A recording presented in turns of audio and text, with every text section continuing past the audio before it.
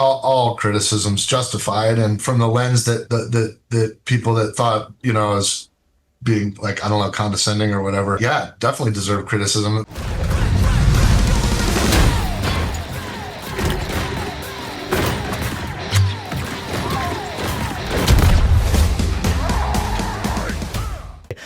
Just start with your name and who you are. I'm Randy Pitchford. I'm the founder and president of the Gearbox Entertainment Company. Borderlands 4. It's been a long time coming, isn't it? How excited are you for it to launch?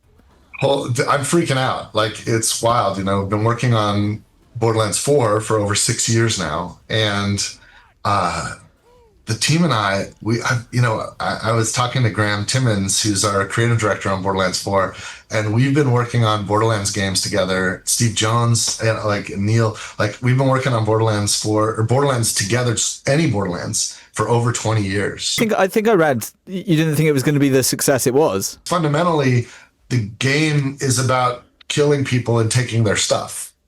And how do you have that be a good thing? So we had to build a universe that made that okay. And then at one point we needed to make sure that the style, the look and feel matched that. And that led us to this weird kind of art style that, some people call it cell shaded, but it's, the Borderlands art style. It really looks one of a kind. It doesn't even look like other things that are cell shaded. And I felt that when we did that, we were definitely putting a ceiling on the game, that it wasn't there, because the evidence back then was you can't sell something with a non-realistic kind of art style as a video game. So we almost purposely made the decision to make it non-commercial, which was strange. Yeah, I was afraid we were going to be niche forever. And, in some measures we are niche. I think that's what makes it unique, though. I remember Borderlands 2, sorry to butt in there, but yeah, it was kind of like you were playing sort of an edgy game. Obviously, if you look at the sales, it's one of the best performing franchises of all time in gaming. But when you're playing it, you feel like it's a very unique game to you, basically. Yeah, and that's the paradox. It shouldn't be as successful as it is. It really shouldn't. It should be a super, super niche thing. And in fact, the whole world predicted that it was going to fail when we were doing Borderlands 1. The industry, the game industry, the people that look at and try to imagine the outcomes, they were absolutely certain it wasn't going to work.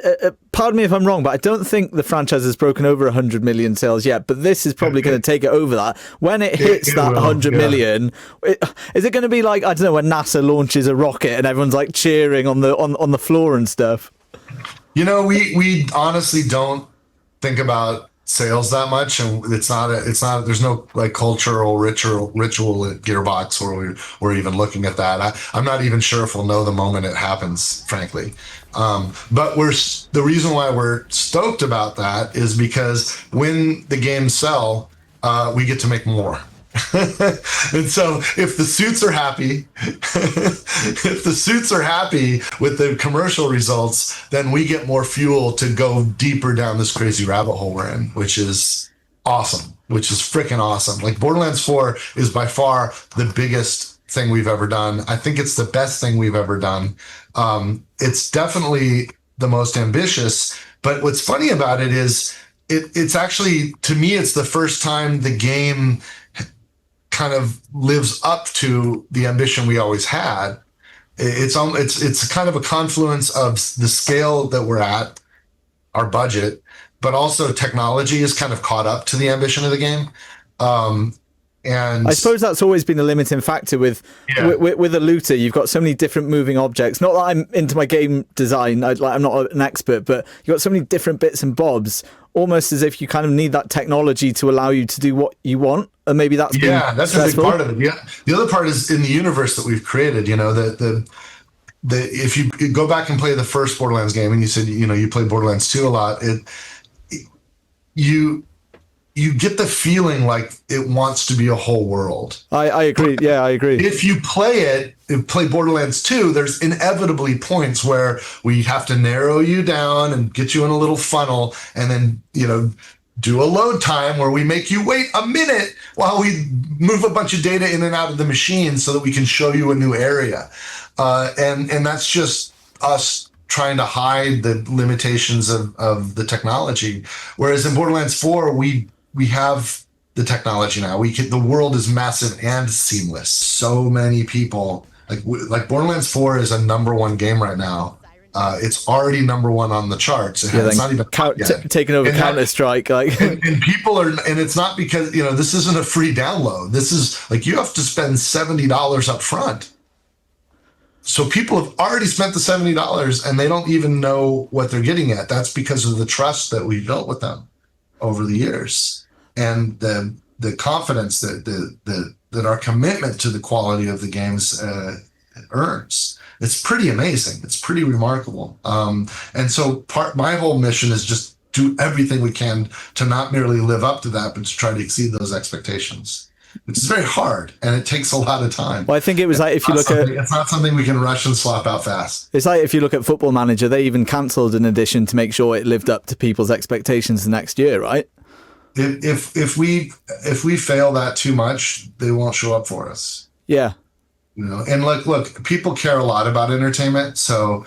you can go online and you can see chatter about all of our past games, and you could even see a lot of criticism of past games. But even that criticism, that doesn't happen if people don't care, right? So the criticism happens because people love it and they care so much and they want the best version it can be, and everyone has an opinion, right?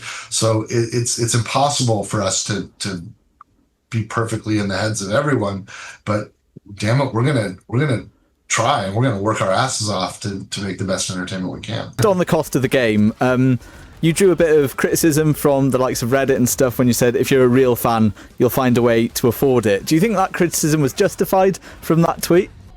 Look, all criticism's justified, and I think from the lens that the people that thought I was being condescending or whatever saw it, definitely deserved criticism. My intent was that there was a guy who was replying to a different thread about the Nintendo Switch version, and he was genuinely worried, oh my God, if they raise the price on Borderlands 4, you're doomed. And I don't want Borderlands 4 to be doomed because I love Borderlands. That's what the guy's intent was. And I said, first of all, it's not my choice. I don't get to make the choice on what the price is. But look, we're going to be okay. We're going to be okay. A difference of $10 in a, whether it's $69.99 or $8.79, and I'm talking about the US price here, it's not going to change the outcome. Borderlands is what it is. I know the values there. I know what we've got, and the game's amazing. It's worth way more than it costs. And it's worth more than any Borderlands game we've made before. So I felt that confidence from knowing what we've got. And I also know how people work. I've been doing this a long time. And I know I'm in that shoes. I remember when I was working at an ice cream shop, $4.25 an hour, just out of high school. And on the Sega Genesis, they released a version of Star Control, one of my favorite PC games ever, and it was freaking $80 at the local game store, Software Etc., down at the Santa Maria Mall in California. And I had to save up and find a way so that I can go down and buy Starflight for Sega Genesis, because I wanted to experience that version of it that was more action-driven. And it was absolutely worth it for me. And I found a way, and I wasn't doing great. I was just living my life, working my minimum wage job. And I know how that works. And there's trade-offs. And we're not talking about people here that are, dude, it's so crazy, this world. There's so many people, we're barely touching anybody, because just to even think about it, you have to have power. And you have to have a PC or a PlayStation or an Xbox or a Nintendo Switch 2. These aren't things that you can just stumble upon if you don't have some ability to make money, so it's not, it's a weird world. And I know there's people that are going to have to make choices, it's people that really, really want Borderlands that might be hard this month. I get that. I guess it's a privilege for you that people really, really want this game. And I get that. I know what it's like to really, really want something. And, when I finally bought Starflight, I wasn't able to do it when it launched. It took me a few months. And back then the price didn't go down in that time. I'm not sure when, all Borderlands games, the publisher eventually, sometimes it's years, but eventually they get discounted. You can buy the entire back catalog of Borderlands, called the Hanson Collection, or the Pandora's Box version, which literally has everything in it, and it costs less than what one of the games cost at launch. So that's a whole engine. I'm just making video games over here, so like let the suits handle that. But I know something about human motivation, and I know we'll be okay whether or not the price was $10 higher or not. And it turned out the price wasn't even $10 higher. The price was the same price it was last time. So what the hell was everybody getting all upset about anyway? It's such a weird thing. But look, you know what? You have feelings. That's what the internet's for. And that's why I participate on Twitter, because it's a place where people that I would never, ever be able to interact with can interact. And yes, there's those that are going to want to take a shot, and other people that might, write a story about it with a salacious headline and get clicks. And that's the world we're in.